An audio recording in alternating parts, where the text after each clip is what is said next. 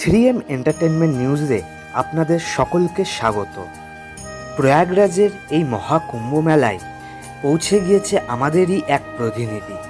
এই প্রতিনিধি গিয়ে কি বলছে এবং তার ফুল ভিডিও আমরা তুলে ধরব আমাদের এই চ্যানেলের মাধ্যমে। মহাতীর্থ প্রয়াগরাজের মহাকুম্ভ, আমরা সবাই জানি যে 4 বছর অন্তর আসে কুম্ভ, 6 বছর অন্তর আসে অর্ধকুম্ভ এবং 12 বছর অন্তর অন্তর হয় পূর্ণ কুম্ভ।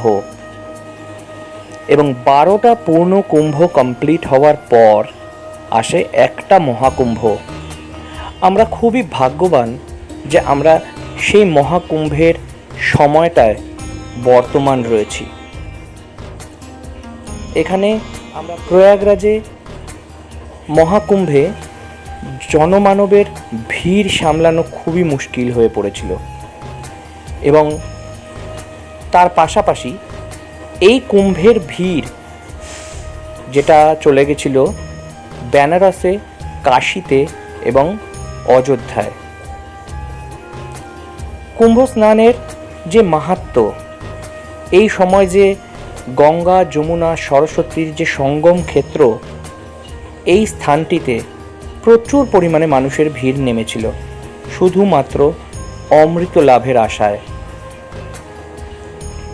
সমুদ্র মন্থনের সময় যে অমৃত কুম্ভ সমুদ্র থেকে উঠে এসেছিল তার কয়েক ছিটা পড়েছিল এখানে। সেই ছিটে ফোটা কুম্ভর অমৃত পড়ায় এখানকার যে জল তাও অমৃতে পরিণত হয়েছিল, যা ভবিষ্যতে মানব কল্যাণে অংশগ্রহণ করেছে। কুম্ভ স্নানের মাহাত্ম্য, প্রয়াগরাজের মাহাত্ম্য অপরিসীম।